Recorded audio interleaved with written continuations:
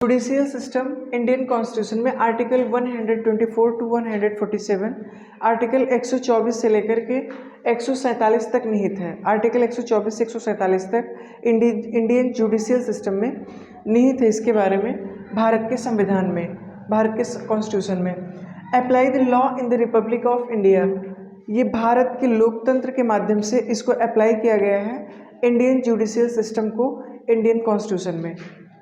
Next है selection and appointment. अब हम बात करेंगे कि किस तरीके से सुप्रीम कोर्ट, हाई कोर्ट या सबऑर्डिनेट कोर्ट के जो जजेस होते हैं उनका सिलेक्शन कैसे होता है, उनको किस न्यायिक प्रणाली के आधार पर उनको सुप्रीम कोर्ट का या हाई कोर्ट का या फिर डिस्ट्रिक्ट कोर्ट या सबऑर्डिनेट कोर्ट का जज नियुक्त किया जाता है, इसके बारे में हम बात करेंगे इसमें। तो president of India for supreme court and high court जजेस as per the recommendation of collegium, collegium के रिकमेंडेशन के बेस पर सुप्रीम कोर्ट और हाई कोर्ट के जो जज होते हैं उनकी नियुक्ति कौन करता है? प्रेसिडेंट ऑफ इंडिया, भारत का राष्ट्रपति उनकी नियुक्ति करता है। सुप्रीम कोर्ट या हाई कोर्ट के जो चीफ जस्टिस ऑफ इंडिया होते हैं या अन्य जो जज होते हैं उनकी जो अपॉइंटमेंट होगी वो कौन करेगा? तो वो करेगा प्रेसिडेंट ऑफ इंडिया, भारत का राष्ट्रपति। नेक्स्ट है governor for subordinate judiciary after passing the judicial service exam. Judicial service exam को क्वालिफाई करने के बाद या पास करने के बाद गवर्नर जो होता है वो इस तरीके से इनका सिलेक्शन करता है, जो कि हाई कोर्ट के जज होते हैं। इनकी सैलरी कितनी है? तो 77,840 से लेकर 2,80,000 तक इनकी सैलरी होती है सुप्रीम कोर्ट या हाई कोर्ट के जो जज होते हैं। यहाँ पर डिस्ट्रिक्ट कोर्ट से लेकर के, from district court to supreme court, district court से लेकर के सुप्रीम कोर्ट तक का उल्लेख है कि जिला सत्र न्यायालय से लेकर सर्वोच्च न्यायालय के जजों की जो सैलरी होगी वो किस बेस पर होगी? तो 77,840 से लेकर 2,80,000 की सैलरी होती है। इनका एसोसिएशन क्या होगा? तो AIJA, all India judicial association, AIJ all India judicial association, ये इसके लिए रिस्पॉन्सिबल होगा। बात करेंगे जो भारत की जुडिशियल सिस्टम है वो एक निष्पक्ष और स्वतंत्र निकाय है जिसको फ्री बॉडीज़ भी बोलते हैं। इंडियन जो जुडिशियल सिस्टम है, इंडियन जुडिशियल सिस्टम,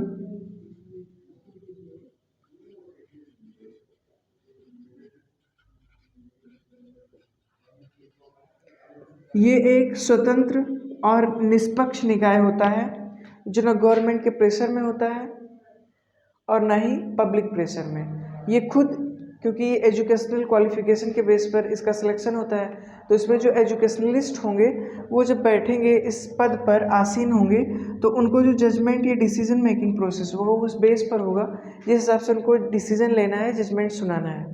तो वो एविडेंसेस के बेस पर ये सारे चीज़ें देंगे, ना कि किसी के प्रेशर में, ना ही सुप्रीम कोर्ट, ना ही सेंट्रल गवर्नमेंट, ना ही स्टेट गवर्नमेंट, ना ही पब्लिक प्रेशर में, किसी के प्रेशर से जजमेंट नहीं सुनाता।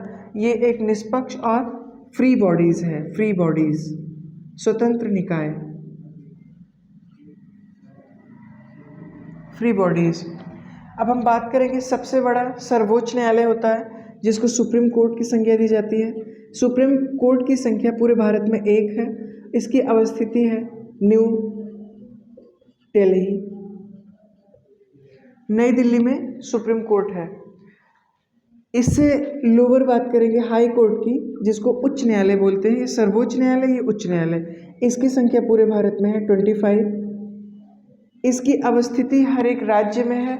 कुछ केंद्र शासित प्रदेश और राज्य दोनों को एक में जोड़ करके हो गया है, इसीलिए इसकी संख्या कम हो गई है। नहीं तो जितने यूनियन टेरिटरीज या जितने स्टेट्स होंगे, अगर दोनों को एक में सबमिट करके बात करें तो अधिक होता, लेकिन इसकी संख्या इसलिए घट गई क्योंकि कुछ यूनियन टेरिटरीज या कुछ स्टेट्स को एक में शामिल कर दिया गया, इसीलिए इसकी संख्या घटकर 25 हो गई। अभी तक 24 था। लगभग 2 साल के पहले अमरावती एक नया स्टेट बना, वहाँ पर इंडियन जुडिशियल सिस्टम के माध्यम से इसकी इस्टेब्लिशमेंट की गई। जो आंध्र प्रदेश और अमरावती दोनों जुडिशियल सिस्टम को वहाँ का हाई कोर्ट देखेगा, जिससे इसकी एक संख्या बढ़कर 25 हो गई। नेक्स्ट हम बात करेंगे सबऑर्डिनेट कोर्ट या डिस्ट्रिक्ट कोर्ट के बारे में। तो डिस्ट्रिक्ट कोर्ट जो होता है उसको बोलते हैं जिला सत्र न्यायालय, जो हर एक ज़िले में होता है। एक ज़िले में अगर एक डिस्ट्रिक्ट कोर्ट होगा तो जिस राज्य में जितने ज़िले होंगे उतना ही हमारा सबऑर्डिनेट या डिस्ट्रिक्ट कोर्ट होगा जिला सत्र न्यायालय। हम बात करेंगे उत्तर प्रदेश के बारे में, क्योंकि उत्तर प्रदेश में 75 डिस्ट्रिक्ट हैं, तो 75 जिले अगर उत्तर प्रदेश में है तो सबऑर्डिनेट कोर्ट की संख्या भी 75 होगी। 75 × 1 इज इक्वल टू कितना होगा 75, इसीलिए उत्तर प्रदेश में संख्या कितनी है 75। अब हम बात करेंगे हाई कोर्ट के बारे में, उत्तर प्रदेश के हाई कोर्ट्स के बारे में।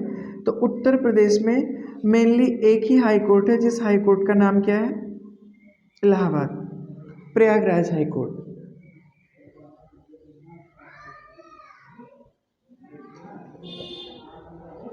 प्रयागराज हाई कोर्ट, लेकिन इसकी पॉपुलेशन अधिक होने के कारण, क्योंकि उत्तर प्रदेश की पॉपुलेशन सर्वाधिक होने के कारण यहाँ पर एक ब्रांच स्थापित किया गया, एक खंडपीठ स्थापित किया गया, जो लखनऊ ब्रांच में उसको स्थापित किया गया। इसीलिए प्रयागराज के साथ साथ एक लखनऊ खंडपीठ भी है, लखनऊ हाई कोर्ट। तो उत्तर प्रदेश में हाई कोर्ट की संख्या 1 है। जो मुख्य उच्च न्यायालय वो हमारा अवस्थिति है उसकी प्रयागराज में, और जो खंडपीठ उच्च न्यायालय उसकी अवस्थिति लखनऊ में है। अब बात करेंगे कि जो सुप्रीम कोर्ट के प्रमुख जज होते हैं इसको CJI की संज्ञा देते हैं, chief justice of India, Bharat के मुख्य न्यायाधीश। तो भारत का जो मुख्य न्यायाधीश होगा वो किस प्रकार से वर्क करेगा, ये उसको किस तरीके से सिलेक्ट होना पड़ेगा, तो उसके लिए जो मेन फंडामेंटल ड्यूटीज़ या फंडामेंटल राइट्स होते हैं उसके प्रति उसको अंडरस्टैंड करने के, कि वो कैसे उसके बारे में अंडरस्टैंड कर पाएंगे। कोई भी व्यक्ति उसको CJI बनने के लिए क्या क्या एजुकेशनल क्वालिफिकेशन होना चाहिए, उसका टेन्योर कितना होगा, या उस किस तरीके से एजुकेशनलिस्ट हो, कितना एक्सपीरियंस होल्डर हो, तो ये सारी चीज़ें महत्वपूर्ण है CJI बनने के लिए। तो इसमें हम बात करेंगे कि जो चीफ जस्टिस ऑफ इंडिया होता है उसकी अपॉइंटमेंट तो करेगा प्रेसिडेंट। प्रेसिडेंट की भी नियुक्ति CJI करेगा, CJI करेगा प्रेसिडेंट की नियुक्ति, और CJI की नियुक्ति प्रेसिडेंट करेगा। इस तरीके से इसमें अपॉइंटमेंट नहीं होता, क्योंकि प्रेसिडेंट जो होता है वो MPs और MLAs के माध्यम से इनका इलेक्शन होता है, अप्रत्यक्ष विधि द्वारा एकल संक्रमणीय मत पद्धति के माध्यम से इनका होता है प्रेसिडेंट का। और CJI जो होता है इसका अपॉइंटमेंट होता है, क्योंकि ये एजुकेशन के क्षेत्र से आते हैं, इसीलिए इनका क्या होगा CJI का इनका अपॉइंटमेंट होगा और ये चुने जाएंगे। लेकिन ओथ टेकिंग प्रोसेस जो होती है, ओथ टेकिंग प्रोसेस का मतलब होगा शपथ ग्रहण समारोह। तो शपथ ग्रहण में कौन शपथ दिलवाएगा, अगर chief justice of India Bharat का मुख्य न्यायाधीश बन रहा है तो ऐसी सिचुएशन में जो चीफ जस्टिस ऑफ इंडिया होगा उसको शपथ प्रेसिडेंट दिलवाएगा CJI बनने के लिए। और अगर कोई प्रेसिडेंट MPs और MLAs जो एकल संक्रमणीय मत पद्धति के माध्यम से कोई प्रेसिडेंट बना हो तो बनने के बाद में उसको जब शपथ ग्रहण होगा तो वहाँ पर प्रेसिडेंट को शपथ ग्रहण करवाएगा CJI, chief justice of India, जो कि प्रमुख होता है। भारत में टोटल 32 मेन जजेस होते हैं और +1 एक जोड़ दिया जाए जो CJI होते हैं, तो टोटल नंबर ऑफ जजेस इन सुप्रीम कोर्ट 33। इसमें एक क्या होगा, एक होगा मुख्य न्यायाधीश भारत का जिसको CJI chief justice of India कहते हैं, और 32 वो जजेस होंगे जो कि मुख्य नहीं होंगे, मुख्य होंगे पर सर्वोच्च नहीं होंगे। तो अब इसके बारे में एक और बात करनी महत्वपूर्ण है, सुप्रीम कोर्ट, हाई कोर्ट और सबऑर्डिनेट कोर्ट या जो हमारा डिस्ट्रिक्ट कोर्ट होता है, ये किस उपलब्धि के आधार पर इसको किस तरीके से इंक्रीज किया गया है। तो इसमें सबसे पहला हमारा सबऑर्डिनेट कोर्ट होता है जिला सत्र न्यायालय, जो फौजदारी और दीवानी के मामलों को देखता है, जो लैंड रिफॉर्म सेटलमेंट के मामले हो गए या किसी लड़ाई झगड़ा मारपीट के मामले हो गए, तो इसको हमारा सबऑर्डिनेट कोर्ट या डिस्ट्रिक्ट कोर्ट हैंडल करता है। अगर मामले बहुत ज़्यादा गंभीर या कोई व्यक्ति पिटीशन दायर करता है हाई कोर्ट में या डायरेक्ट जाकर सुप्रीम कोर्ट में करता है, तो ऐसी स्थिति में ये मामले ट्रांसपोर्ट होते हैं हाई कोर्ट। मान लिया कोई व्यक्ति अगर उत्तर प्रदेश का निवासी है और वो व्यक्ति जिला सत्र न्यायालय में उसका मामला चल रहा है और वहाँ से हैंडल नहीं हुआ, तो ये मामले कहाँ जाएंगे, ये मामले जाएंगे हाई कोर्ट। हाई कोर्ट प्रमुख रूप से इलाहाबाद और लखनऊ 2 जगह अवस्थित है, तो ये जाएगा हाई कोर्ट लखनऊ या इलाहाबाद या लखनऊ खंडपीठ में। और वहाँ पर अगर ये मामले सॉल्व हो गए तो सही है, अगर सॉल्व नहीं हुए तो कोई व्यक्ति सुप्रीम कोर्ट तक के मामले पहुँच जाते हैं। सुप्रीम कोर्ट अगर जाएगा तो अंततः सर्वोच्च न्यायालय के द्वारा दिए गए जो जजमेंट होगा वो सर्वमान्य होगा। तो ये चीज़ें समझना बहुत महत्वपूर्ण था इसमें। जुडिशियरी न्याय तंत्र हमारा 3 प्रकार का, सुप्रीम कोर्ट, हाई कोर्ट और सबऑर्डिनेट कोर्ट, जिसमें सर्वोच्च न्यायालय, उच्च न्यायालय और जिला सत्र न्यायालय ये एक स्वतंत्र निकाय होता है जो किसी के अंडर में वर्क नहीं करता, निष्पक्ष और स्वतंत्र निकाय होता है। न एक गवर्नमेंट के अंडर में काम करेगा और न ही पब्लिक के अंडर में काम करेगा।